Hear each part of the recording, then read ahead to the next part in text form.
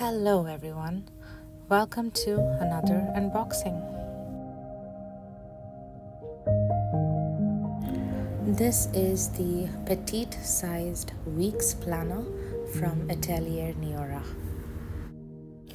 I'm usually a one planner kind of girl, and I already have my A6 size planner ready, but this is a planner that I used in 2023 and I loved it so much that I had to get another one.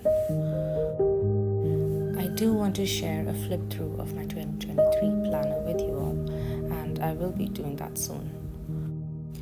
Atelier Neorah always sends along these booklets with all of their planners. One of them talks about the history of their company, and the other one is a little booklet, and it's a user guide for their planners.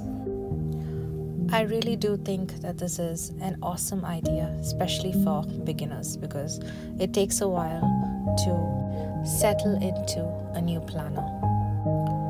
There are some changes to this year's planner.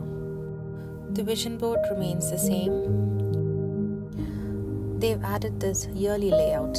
Each month has a little box where you can add the highlight of the month, and each day gets one line so you can write down your main appointments of the day. These are the monthly layouts, and this time the dates are going from the left to right. Last year we had it from top to bottom, and it was a little disorienting for me personally. This time they've changed it to the traditional style.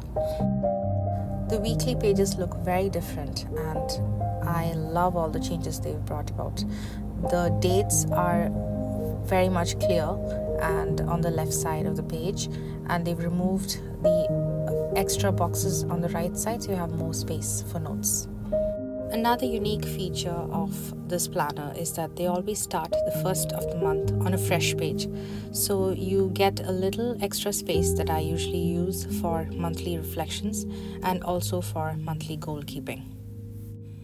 Their habit trackers are really good. They also have some monthly expense tracker pages. They also have pages for passwords, contacts, etc.